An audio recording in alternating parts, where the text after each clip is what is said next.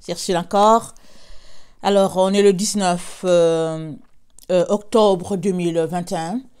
Alors, je viens sonner la trompette aujourd'hui encore et je viens proclamer le retour de notre Seigneur Jésus-Christ. Soyez bénis. Et j'apporte une deuxième vidéo aujourd'hui. Amen. Seulement, elle fait suite à celle d'hier. Alors, aujourd'hui, j'ai parlé de la loi de Moïse qui est très très importante pour nous autres. Amen. Il est très important d'observer les commandements parce que c'est Dieu qui les a donnés. Et les commandements sont des balises pour nous parce que sans commandement, tu ne peux pas savoir si tu as fait une erreur ou pas. Alors s'il y a des consignes, s'il y a des directives, là tu peux savoir que tu as fait une erreur et tu vas replacer les choses. Et la vidéo d'hier, je pense c'est y aura-t-il enlèvement ou y a-t-il une mauvaise interprétation? Amen. Alors enlèvement c'est voilà une force. Alors on est empaqueté là.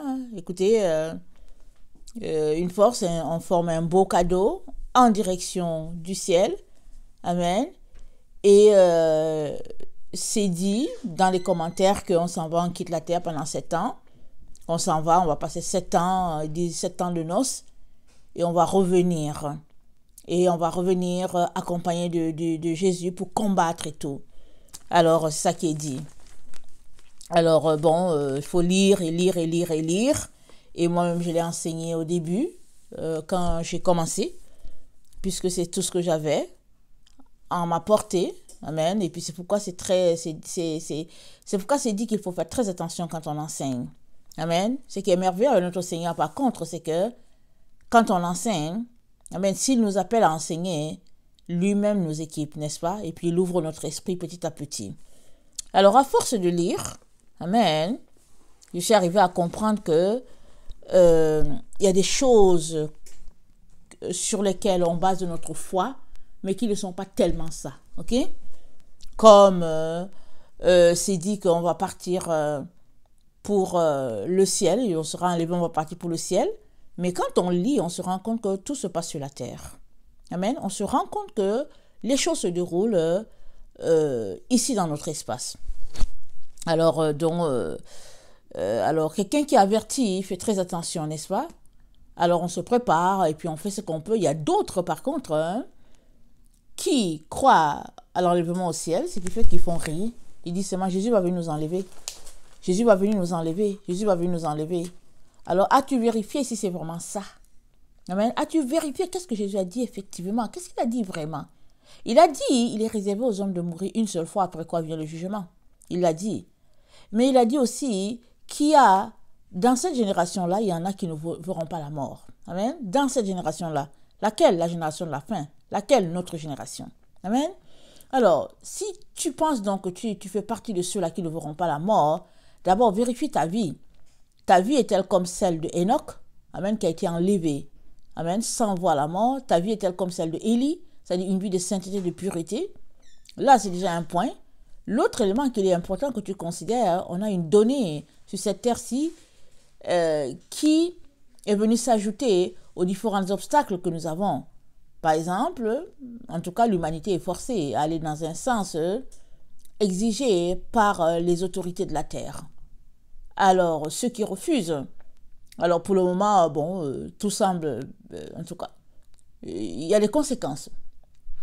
Alors, plusieurs perdent leur boulot, et puis, en tout cas, des situations assez compliquées qui arrivent à plusieurs, mais c'est rien. Et finalement, ils vont passer à Apocalypse 6, le verset, c'est Apocalypse, attendez, est-ce que c'est 6 ou 5? Attendez.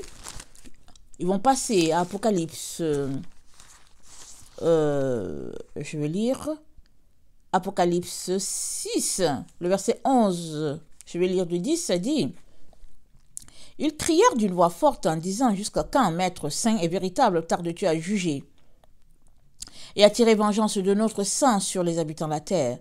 Une robe blanche fut donnée à chacun d'eux. Il leur fut dit de se tenir en repos quelque temps encore, jusqu'à ce que fût complet le nombre de leurs compagnons de service. et de leurs frères qui devaient être mis à mort comme eux. Amen. Alors, ici, il y a un bon groupe, amen, qui grossira le nombre de ceux-là qui ont reçu des robes blancs en tant que des martyrs. Amen. Parce qu'ils auront refusé d'aller dans le sens des autorités de la terre. Et on sait tout ce qui se passe. C'est pourquoi il est très important de se préparer. Amen. À donner sa vie pour notre Seigneur Jésus-Christ. Et aussi, je n'ai pas pris le texte. Amen. Mais aussi, c'est dit que le sang des saints va purifier la terre. Amen. On a le sang d'Abel, on a la voix d'Abel qui crie encore. Et c'est dit que le sang de Christ crie plus que le sang d'Abel. Alors, tous ces sangs-là ont coulé pour purifier la terre. Et on vient dans ce temps, ce moment-là, où beaucoup de sang coulera. Amen. Afin que cette terre soit purifiée et remise. Amen. À son stade initial de pureté, de sainteté, afin que les choses puissent fonctionner comme Dieu l'avait décidé. Parce que nous savons que le diable a pris la place, il a pris le contrôle, et puis il a fait de cette terre ce qu'il a voulu, et puis bien voilà. Et c'est les Écritures qui le disent, ce n'est pas moi. Mais il faut lire entre les écrits, entre les lignes, et puis s'arrêter de se poser des questions pour dire, mais il y a confusion à quelque part. Amen.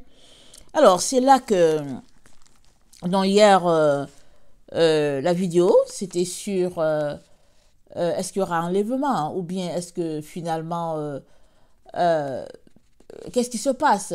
Mais en lisant Daniel, le prophète Daniel nous dit qu'il y a une pierre qui va frapper la grosse montagne, amen, le système de Babylone, et la grosse montagne va voler en éclats comme une balle dans un air en été. Amen. Est-ce que ça veut dire que ça va venir en été quand Babylone sera totalement détruite? Je ne sais pas. Mais la petite pierre qui aura frappé, elle deviendra une grosse montagne. Et souvent on peut s'arrêter, on peut dire comment c'est possible?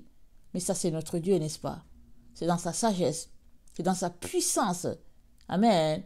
Et Paul a dit, je n'ai point honte de l'évangile. C'est une puissance de Dieu pour le salut de quiconque croit. Mais quand tu regardes l'évangile, tu vas dire, mais où est la puissance là-dedans? Et les gens, les intelligents de cette terre, les éclairés de cette terre se moquent des serviteurs de Dieu. Ils sont souvent piétons, ils sont sans nourriture, sans habits, maltraités. Amen. Mais Paul dit c'est une puissance. Et ça c'est vrai. Alors, tout cela pour dire que c'est écrit, Daniel 2, le verset 35, Daniel 2, verset 43, que la petite pierre, elle frappe la grosse montagne vole en éclats, et la petite pierre devient une grosse montagne qui envahit toute la terre. Et si nous allons lire Daniel 7, à partir du verset 23, je vous conseille jusqu'au verset, je pense 26 ou 27, on a l'information que les enfants de Dieu vont prendre possession de la terre pour toujours. Les enfants de Dieu, c'est qui? C'est tous ceux-là qui auront craint Dieu, qui auront souhaité sa venue, en se sanctifiant, en se purifiant, qui auront refusé de se corrompre et qui auront dit, je vais marcher selon les principes de mon Dieu, obéir à la loi de Moïse, obéir à la loi de mon Seigneur, amen, et hériter la terre, parce que c'est ça qui nous est réservé. Alors, tout cela pour dire, c'est pas en direction du ciel, c'est en direction de la terre. Aujourd'hui, je viens apporter, ce sont les citoyens du ciel qui descendent. Amen, c'est eux qui descendent. Et vous savez, quand on apporte une vidéo comme celle que j'ai apportée hier, en disant, y aura-t-il enlèvement? Ou bien, vous voyez, soi-même on va s'asseoir, on se dit, si ce que je dis, c'est pas ça. Parce que j'ai apporté la vidéo et puis j'ai parlé avec une sœur bien-aimée. Et puis on a parlé des questions profondes. Et en raccrochant, vous savez, on s'arrête, on se dit, bon, Seigneur, est-ce que j'ai vraiment enseigné ce que je dois enseigner? C'est ça un peu le travail de l'enseignant. Il enseigne, il est tranquille, mais il se pose sur les questions. Il s'assure que ce qu'il a fait, est-ce qu'il a bien passé le message? Est-ce que c'est ça, Dieu?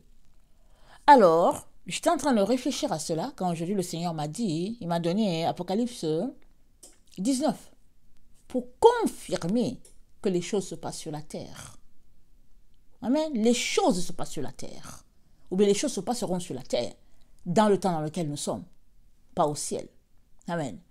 Alors, n'attends pas à ce que tu viennes là, qu'on t'enlève, que tu partes. Non, non, non. Réveille-toi. Sors du scénario d'Hollywood, sors de là. Et sois en accord avec ce que les Écritures disent. Et prépare-toi. C'est ça que je veux te dire. La Bible nous dit qu'il y a 10 femmes qui sont parties attendre l'époux. 5 étaient sages, 5 étaient folles. Les sages se sont préparés. On dit qu'elles avaient de l'huile. Mais récemment, amen, pendant longtemps, je me suis arrêtée au niveau du Saint-Esprit. Mais récemment, dans mes études avec le Seigneur m'a montré qu'elles ont de l'huile. Ça veut dire qu'elles ont la sagesse nécessaire pour se préparer. Pour avoir des grains de riz, pour avoir des couvertures, pour avoir tout ce qu'il faut. Parce que la route est longue. La route est longue. Tu ne sais pas quand est-ce que Jésus va venir. Amen. Alors, si tu t'en vas attendre Jésus et que tu dis que tu as de l'huile, c'est une bonne chose. Mais si tu n'as pas mangé, tu ne vas pas arriver, n'est-ce pas? Tu n'arriveras pas. Tu as besoin de nourriture. Tu en as besoin. Amen. Alors, il y a des petites choses, des couvertures au cas où il fait froid et que bon, il n'y a pas d'électricité. Dans les endroits où il fait moins 40 degrés, en hiver. Plein d'éléments à considérer. Alors, dont le Seigneur me dit que j'ai bien vu et puis me donne Apocalypse 19. On va le lire. On va s'arrêter un peu là-dessus. Et on va regarder ce que les Écritures disent. Et puis, ce n'est que quelques passages que j'ai pris, n'est-ce pas? Parce qu'il y a beaucoup de passages qui prouvent que les choses se passent sur la terre. Alors, Apocalypse 19, le verset 11. Puis, je vis le ciel ouvert. Et voici parut un cheval blanc. Celui qui le montait s'appelle Fidèle, véritable. Et il juge et combat avec justice. Ses yeux étaient comme une flamme de feu. Sur sa tête étaient plusieurs diadèmes. Il avait un nom écrit que personne ne connaît si ce n'est lui-même. Et il était revêtu d'un vêtement teint de sang. Son nom est la parole de Dieu. Les armées qui sont dans le ciel le suivaient sur les chevaux blancs, revêtus d'un fin lin blanc pur. De sa bouche sortait une épée aiguë pour frapper les nations. Il les pétra avec une verge de fer. Et il foulera la cuve du vin de l'ardente colère de Dieu Tout-Puissant. Il avait son vêtement, et sur sa cuisse un nom écrit, Roi des rois et Seigneur des seigneurs. Et je vis un ange qui se tenait dans le soleil.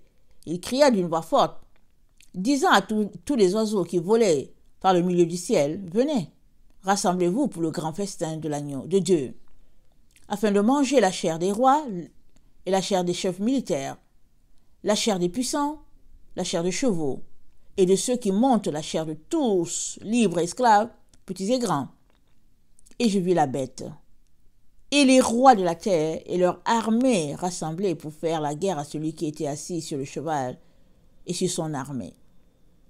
Et la bête fut prise, et avec elle le faux prophète, qui avait fait devant elle des prodiges, par lesquels ils avaient séduit ceux qui avaient pris la marque de la bête et adoré son image. Ils furent tous les deux jetés vivants dans les temps ardents de feu et de soufre. Jetés vivants. Amen.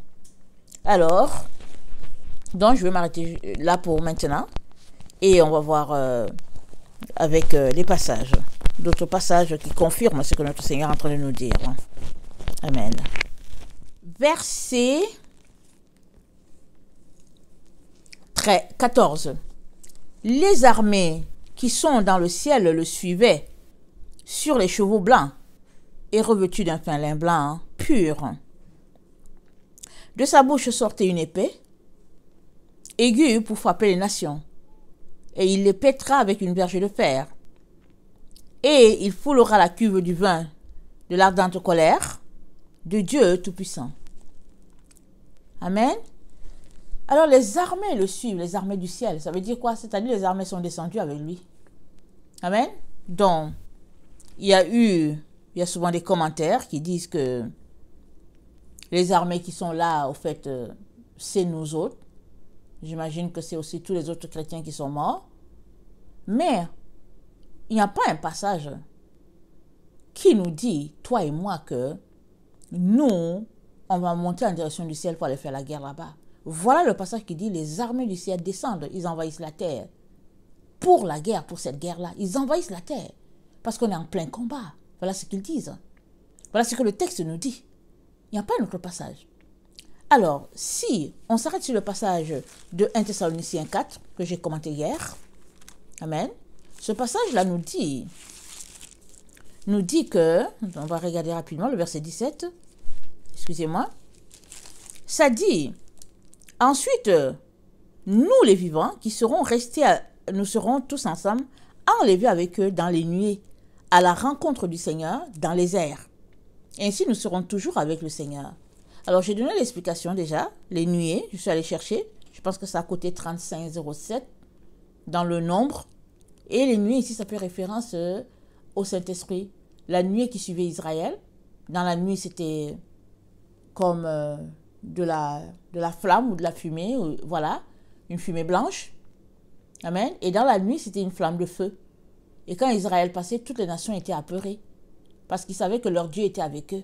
Dans la journée, on voyait cette nuée-là, amen, qui les accompagnait.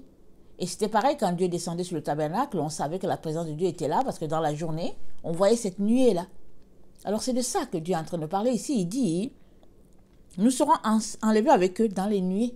Nous serons enlevés dans le Saint-Esprit. Vous voyez, en tout cas, cette atmosphère-là, spirituelle-là, on sera là-dedans. Amen. Avec tous les autres qui nous auront précédés et qui seront dans la gloire de Dieu. Amen. Et ça dit, à la rencontre du Seigneur dans les airs. Et j'ai déjà dit qu'au Moyen-Orient, quand on accueille quelqu'un, on ne reste pas là chez soi et puis on dit, ah oui, il y a Isaac qui arrive. Non, non, non. Si tu apprends qu'Isaac arrive et que tu sais à peu près à quelle heure, ben tu vas en direction, du chemin où vient Isaac pour aller l'accueillir.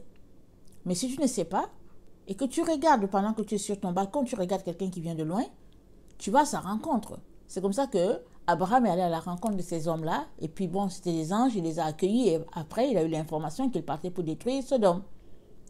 Alors, dans la culture du Moyen-Orient, comme dans plusieurs cultures en Afrique, amen, tu vas à la rencontre de la personne. Moi, ça fait longtemps que j'ai vécu ici, en Occident. Si par hasard, je partais, et que j'arrivais au village de mes parents, ce qui se passerait, c'est que dans la cour de mon père, amen, il y aurait des milliers et des milliers de personnes. Amen. Ou bien, non pas des milliers, il y aurait des centaines de personnes, disons des centaines. Pourquoi? Parce qu'à l'endroit où je me serais arrêtée, supposez que je m'arrête à la place du village, que je ne m'arrête pas à la maison. Suppose que je m'arrête à la place du village. On va dire, mais c'est qui celle-là? On dit, ah non, mais c'est Ursule. Il dit, ah ouais? Eh bien, allons-y en direction de la maison. Et on marche, et puis d'autres disent, mais c'est qui celle-là? On dit, ah oui, c'est Ursule. Allons-y en direction de la maison. Finalement, tout le village se ramasse. Tout le village que tu auras rencontré à ton point là, où la voiture t'aura laissé, ou bien le car, tout le monde t'accompagne. Et tout le monde dit, mais qu'est-ce qui se passe? On dit, c'est Ursule. Et puis, allez, allons. Ils embarquent dans le cortège. Et ils arrivent tous dans la maison. Dans la cour de ton père ou de ton grand-père. Tout le monde est là. Alors, et ils ne vont pas partir, hein. Et si par hasard, depuis que tu es parti, il y a eu un deuil et que tu as perdu, je ne sais pas combien de personnes, ben voilà, c'est ça rempli dans la cour. Et c'est ça que Jésus-Christ est en train d'expliquer ici. Nous aurons la rencontre du Seigneur, l'apôtre Paul, dans les airs, et ainsi nous serons pour toujours avec lui. Les airs, amen. Où? Parce que nous avons cette nuée-là. Amen. Il n'est pas en train de dire qu'on s'en va en l'air, dans le ciel. Il n'est pas en train de dire ça. Il est en train de dire que, amen, quand Jésus-Christ viendra, on sera pris ensemble dans cette atmosphère-là, par le Saint-Esprit, la présence de Dieu, et on sera avec la si grande nuée de témoins, c'est déjà dit dans Hébreu, on est environné par une si grande nuée de témoins, ils sont dans cette atmosphère-là, cette présence-là, amen, et j'ai déjà dit que souvent, ils nous regardent, ils sont là avec nous, mais on ne les voit pas, mais si Dieu ouvre nos yeux, on les voit. Moi, Dieu a souvent déjà ouvert mes yeux et puis je les ai vus. Ben, j'ai vu ce que Dieu voulait que je voie. Amen, je les ai vus. Alors, tout cela pour dire que la dimension du ciel, elle est différente de celle que nous, on comprend. Nous, on est limité. Amen, dans notre compréhension. Il y a beaucoup de choses qu'on ne comprend pas, on est limité. Mais eux ne sont pas limités. Ils ont accès à nous, ils nous voient et tout.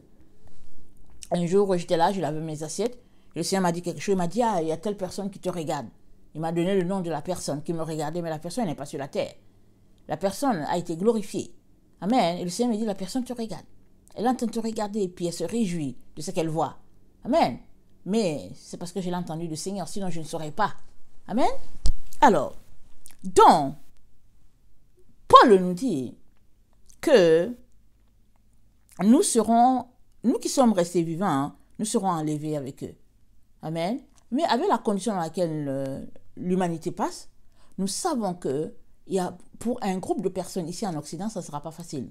Dans les pays développés, les pays industrialisés, parce qu'ils ont un programme, ils ont des objectifs à atteindre et ils ont décidé d'avancer avec leurs projets de robotique, leurs projets d'intelligence artificielle, ils ont des projets.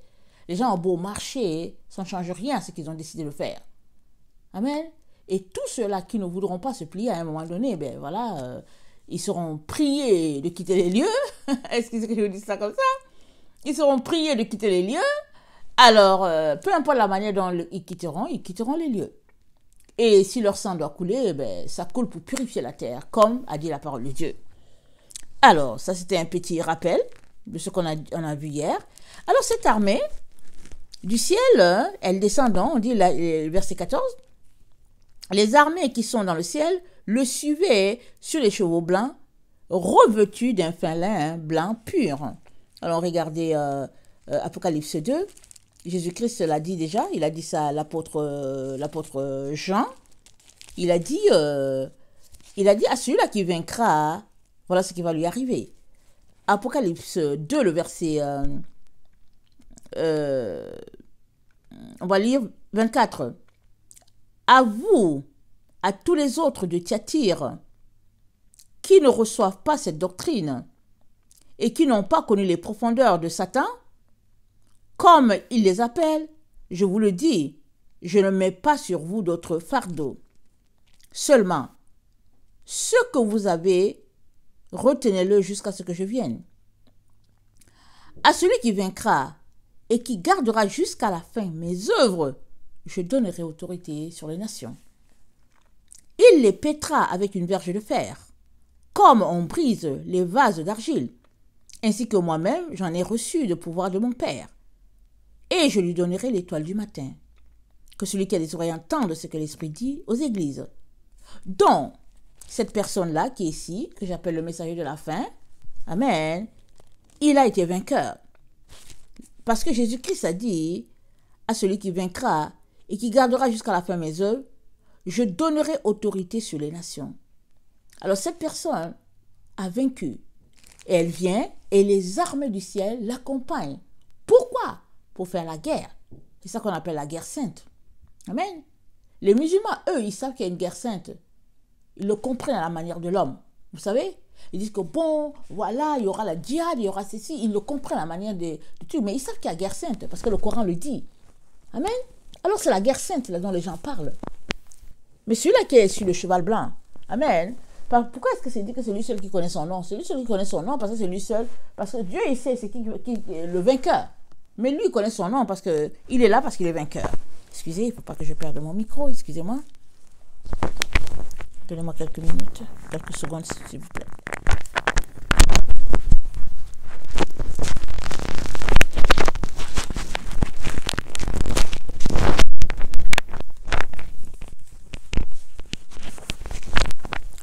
Alors, il est là parce qu'il a vaincu, n'est-ce pas? Il a vaincu.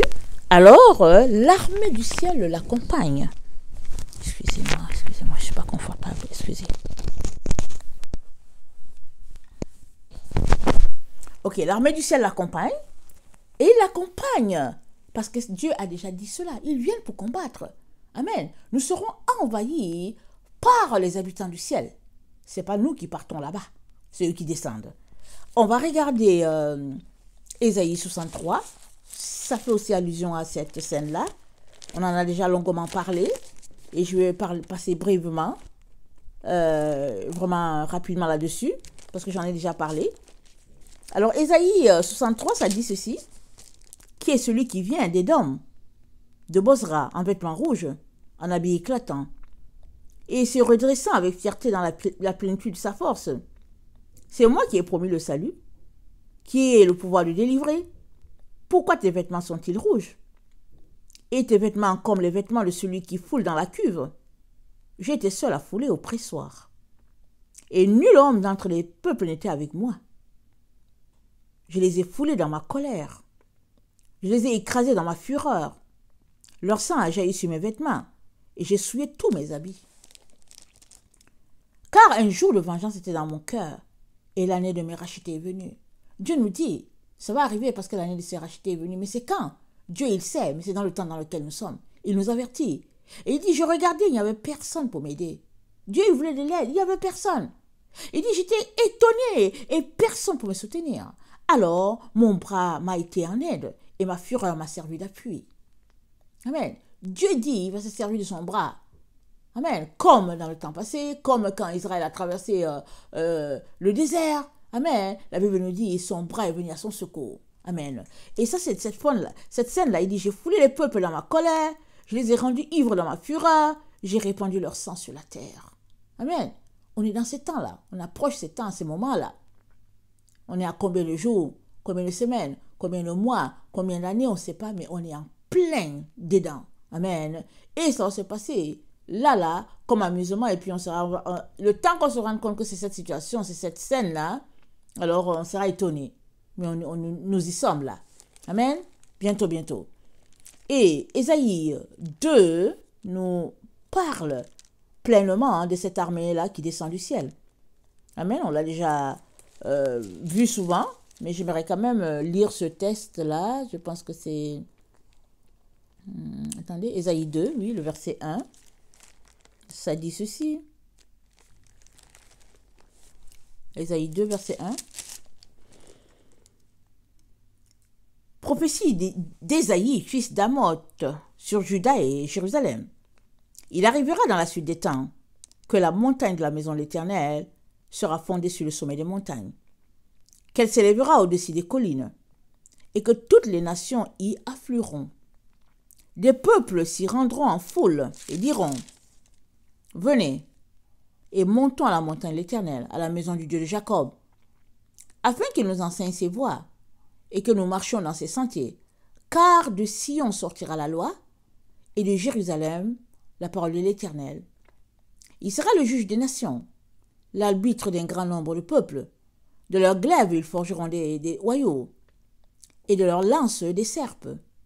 Une nation ne tirera plus l'épée contre une autre, et l'on ne prendra plus la guerre. Maison de Jacob, venez et marchons à la lumière de l'Éternel.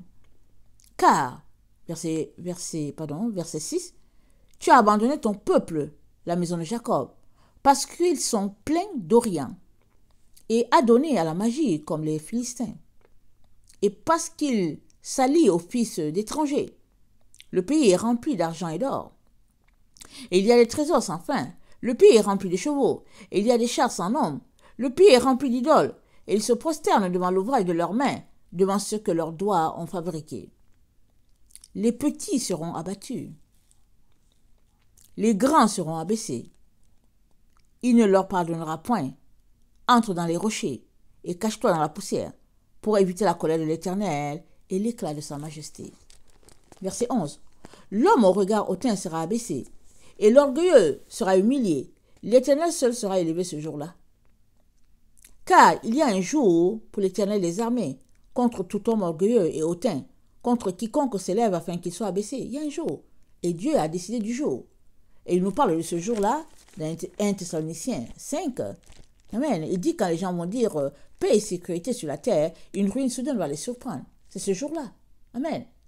Mais avant que la ruine les surprenne, ils vont d'abord dire paix et sécurité. Ils seront contents parce qu'ils auront éliminé un groupe là, en tout cas des récalcitrants à leurs yeux. Des gens qui sont là sur la terre, mais qui ont une loi qui vient dans notre pays, le ciel. Alors ils seront contents, ils vont dire enfin on s'est débarrassé de ces gens-là.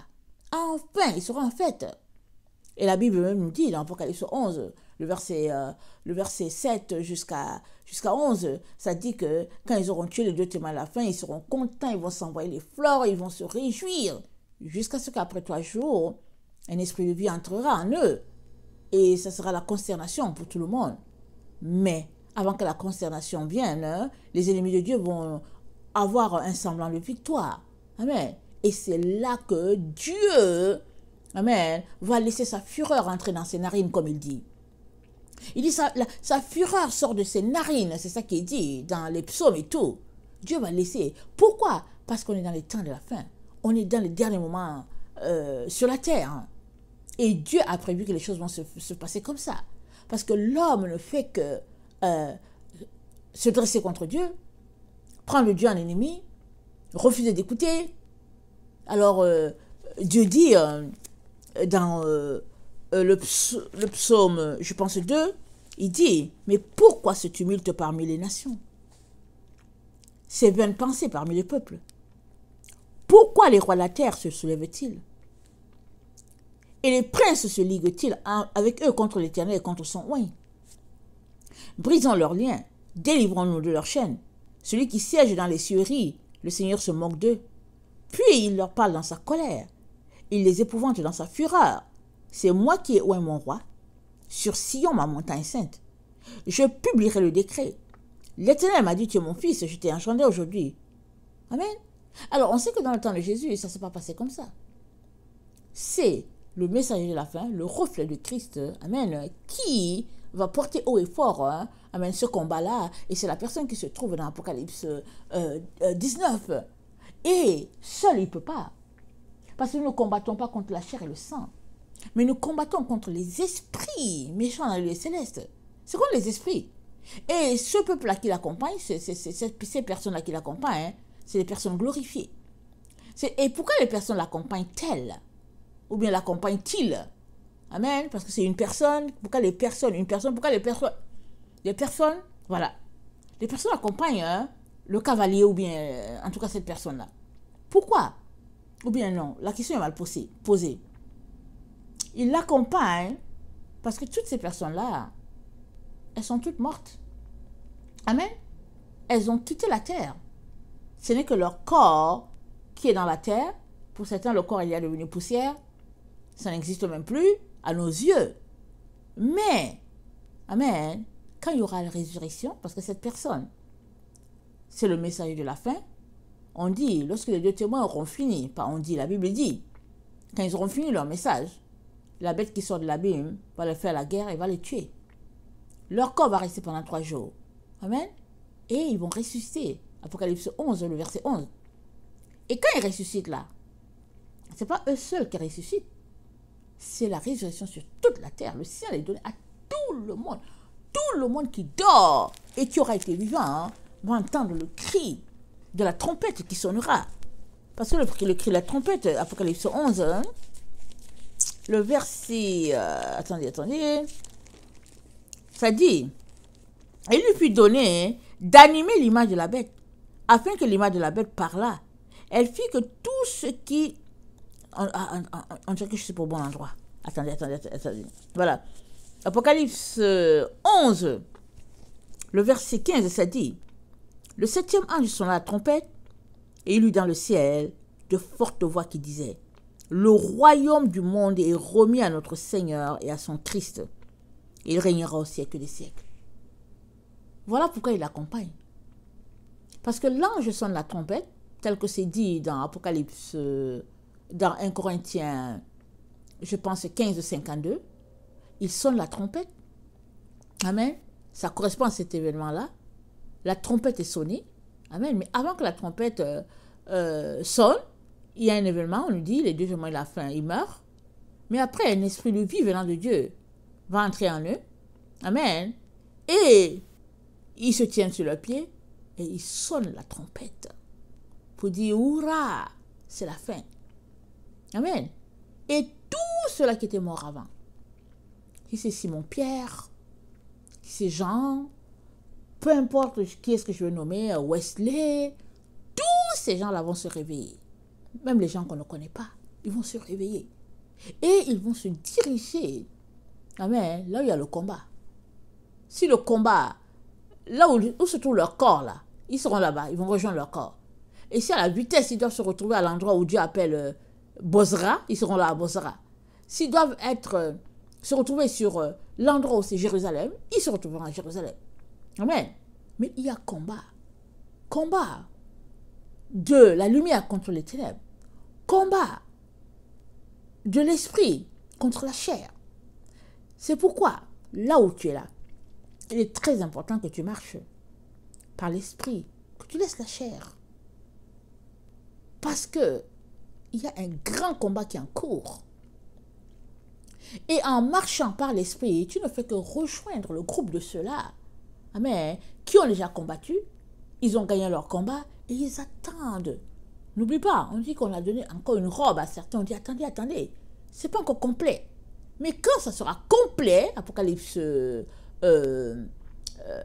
6, le verset 11, le verset 10 à 11, quand le groupe des martyrs sera, si ce groupe-là sera complet, amen, alors ils auront leur robe blanche, c'est habillé de leur robe blanche qu'ils suivent le cavalier qui est là.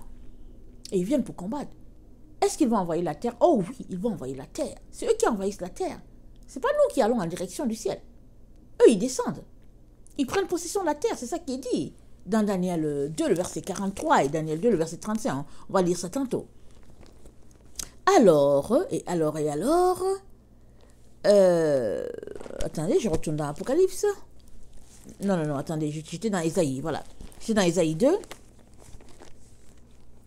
Alors, le verset 12.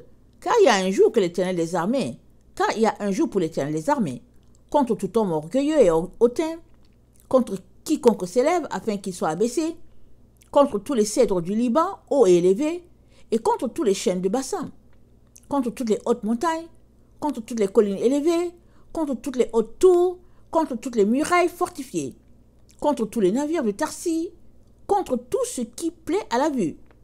L'homme orgueilleux sera humilié, et le hautain sera abaissé. L'Éternel seul, écoute bien, sera élevé ce jour-là. Toutes les idoles disparaîtront.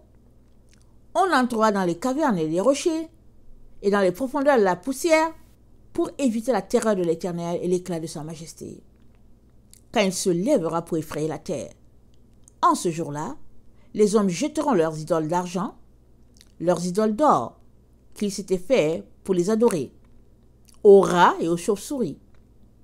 C'est quand même, ça fait rire, n'est-ce pas? Les idoles vont aller aux rats et aux chauves-souris. Qu'est-ce que vous voulez que les chauves-souris fassent avec les bijoux? Exemple. Mais on dirait que les chauves-souris et puis les rats vont porter des bijoux ce jour-là. Alors, des rats et chauves-souris, et ils entreront dans les fentes des rochers et dans les creux des pierres pour éviter la terreur de l'Éternel et l'éclat de sa majesté, quand il se lèvera pour effrayer la terre. Écoutez alors le conseil que Dieu nous donne. Cessez de vous confier dans l'homme, dans les narines duquel il n'y a qu'un souffle. Car de quelle valeur est-il? Il nous dit d'arrêter de marcher par la voie des hommes, de marcher selon la voie des hommes, parce que notre combat est perdu en partant. Mais si on se mettait du côté de Dieu, si on se confie en l'Éternel, alors nous serons gagnants dans notre combat. C'est ça qu'il est en train de nous dire. Amen. Alors, et on a vu que ce jour-là, ce sera un jour, ce jour-là, c'est comme un jour à double facette, n'est-ce pas? C'est le jour où je dis, on est dans la grande tribulation. Mais les gens ne le réalisent pas. Pourquoi?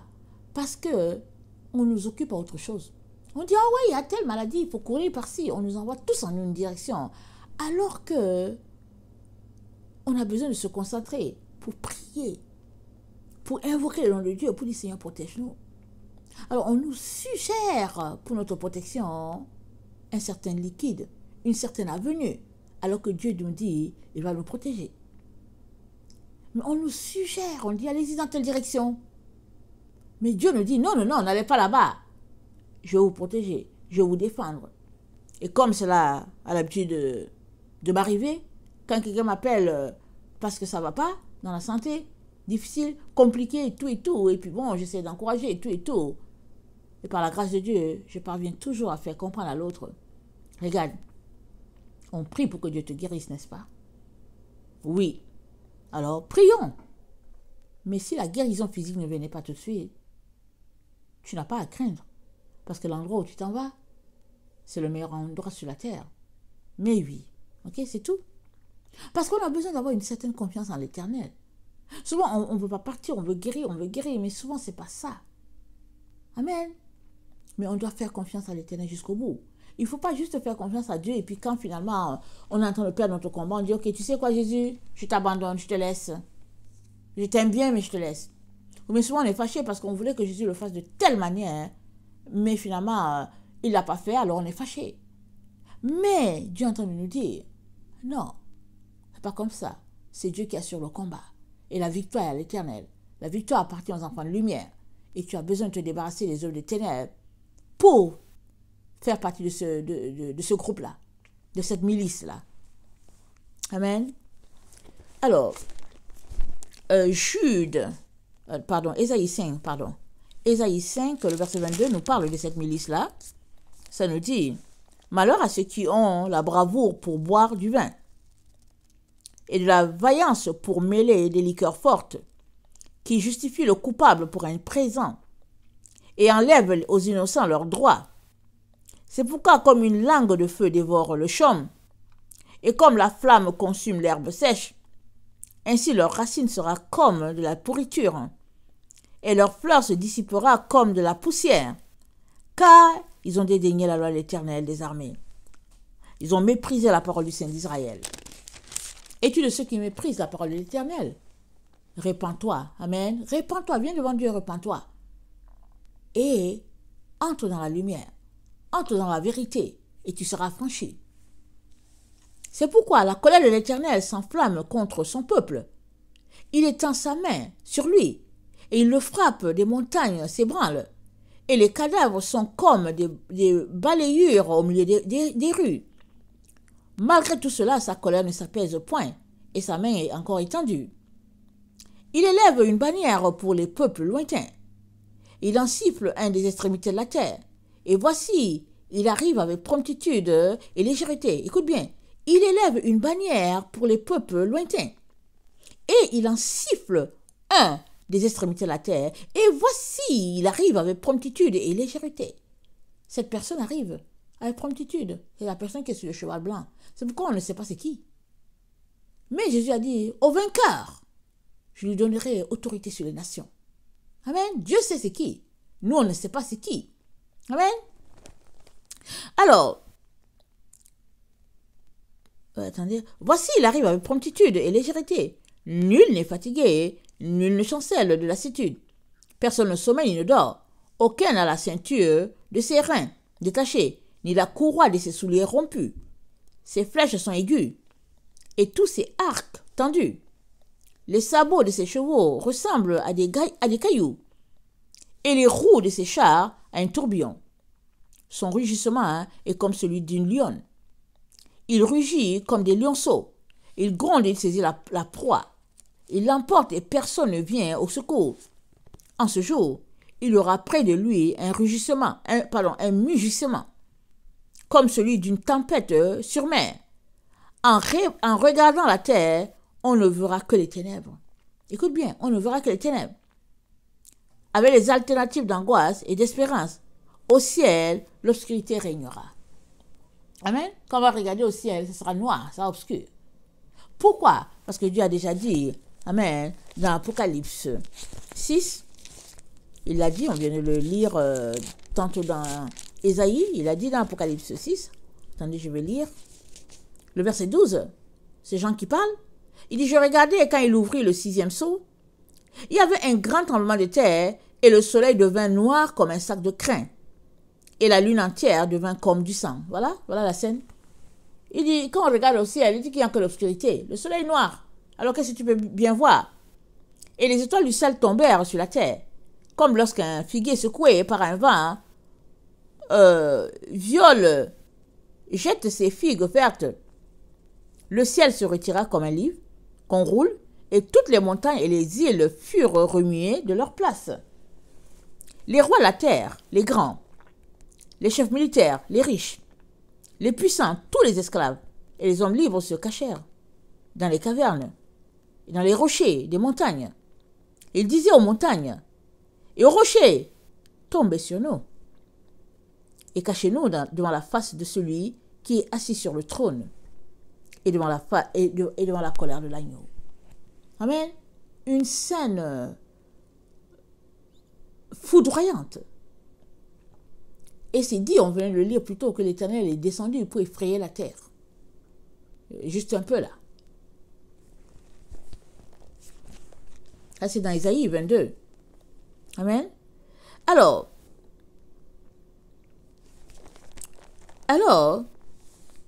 attendez, il faut que je trouve mes repères. Isaïe, voilà, excusez-moi. Alors, notre Dieu, il est assez...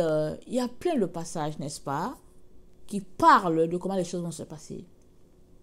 Mais il y a aussi un proverbe qui dit, un mensonge, 1000 fois répété, devient une vérité. Alors, à force de nous avoir répété le scénario d'Hollywood, en nous disant que nous allons partir en l'air, en tout cas comme des petites lumières, et puis en nous racontant ça, on a cru à ce scénario-là, et on est là-dedans. Oui, on sera enlevé dans le sens que ceux qui meurent, ils s'en vont en direction du ciel, leur âme retourne à Dieu. C'est pourquoi les gens qui se voient mourir, ils se voient partir, ils se voient partir comme une flamme de feu, comme un petit bout de feu, de lumière, alors que leur corps est là. Alors, si tu meurs, voilà, ton âme est en sécurité à l'endroit où tous les âmes s'en vont, on retourne à Dieu, si tu as marché selon Dieu.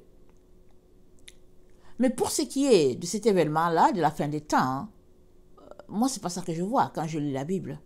Et vous avez vu, vous avez lu avec moi. Ça dit que l'armée du ciel descend. Ils viennent pour combattre.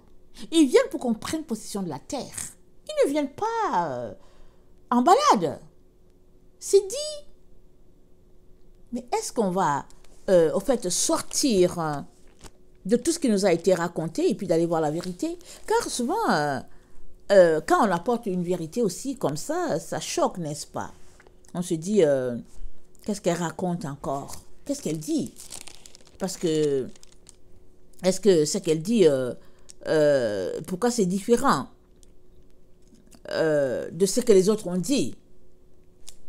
Et souvent, on essaie de comprendre ce qui est écrit et on apporte l'explication. Malheureusement, beaucoup qui ont expliqué, qui ont fait des livres ou bien des dictionnaires pour comprendre la Bible, beaucoup ne sont pas chrétiens. Beaucoup ne connaissent pas le Seigneur. Mais ils ont fait à des buts lucratifs. Ils sont devenus des millionnaires en vendant des commentaires bibliques, des choses comme ça. Et puis parfois aussi, il y en a qui ont donné l'explication, mais avec une mentalité intellectuelle. Mais la parole de Dieu, elle est spirituelle. Il n'y a que l'Esprit de Dieu qui te donne la révélation. Et si elle te donne la révélation, tu la saisis. Si elle ne te la donne pas, tu as beau vouloir que ce soit ce que tu dis, et ça ne sera pas ça. Alors, Amos 5, le verset 18 nous dit, « Malheur à ceux qui désirent le jour de l'Éternel. Qu'attendez-vous du jour de l'Éternel? Il sera ténèbres et non lumière. Vous serez comme un homme qui fuit devant un lion et que rencontre un ours et qui gagne sa demeure, appuie sa main sur la muraille et que mord un serpent. Le jour de l'Éternel n'est-il pas ténèbres? Le jour de l'Éternel n'est-il pas ténèbres et non lumière? N'est-il pas obscur et sans éclat? Je méprise vos fêtes. Je ne puis sentir vos assemblées.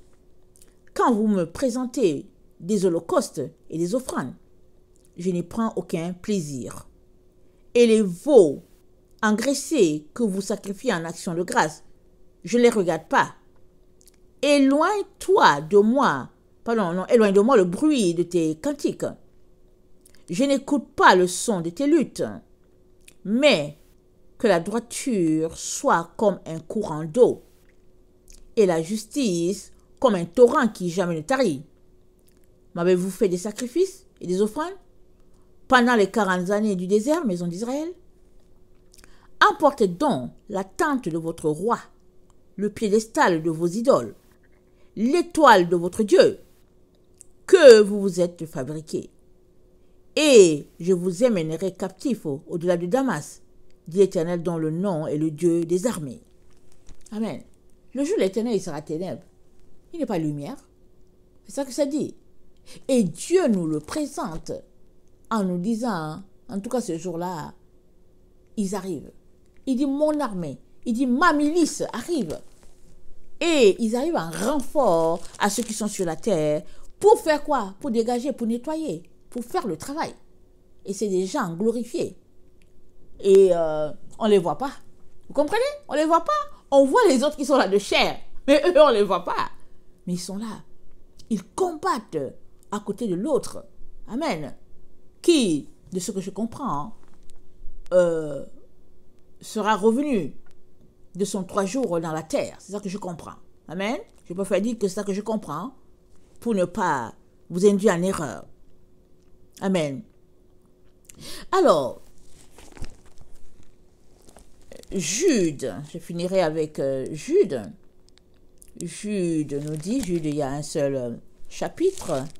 Alors, Jude 14, au verset 15 nous dit, c'est aussi pour eux qu'Enoch, le 7e depuis Adam, a prophétisé en ces termes.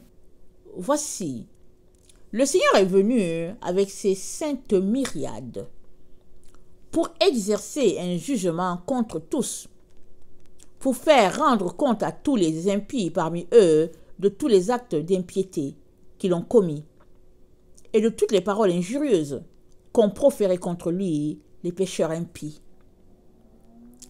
Et Jude continue en disant, maintenez-vous dans l'amour de Dieu, en attendant la miséricorde de notre Seigneur Jésus-Christ pour la vie éternelle.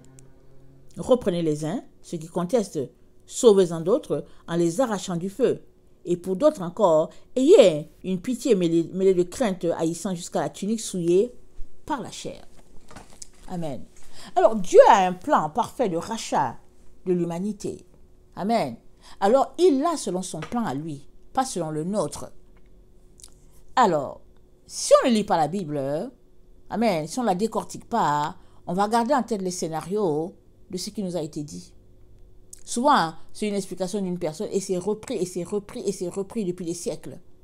Amen. Et je le dis, je ne dis pas que j'ai la parfaite explication, non. Je dis seulement que quand je me mets à lire et que je me mets à décortiquer, je me rends compte que ça ne va pas avec ce qui a été dit. Et voilà, je viens présenter ce que moi j'ai trouvé. Et qu'est-ce que j'ai trouvé? J'ai trouvé que ce n'est pas nous qui allons en direction du ciel, c'est le ciel qui vient en direction de nous, c'est le ciel qui descend sur la terre, en renfort à ceux qui sont là pour que nous puissions prendre possession de la terre, comme c'est dit dans Daniel 2, verset 35, ou bien Daniel 2, verset 44 à 45. Que le Seigneur bénisse sa parole. Amen, je vous aime beaucoup, et Dieu davantage, et qu'il nous donne de décortiquer et puis d'aller chercher. Soyez bénis. Amen et amen.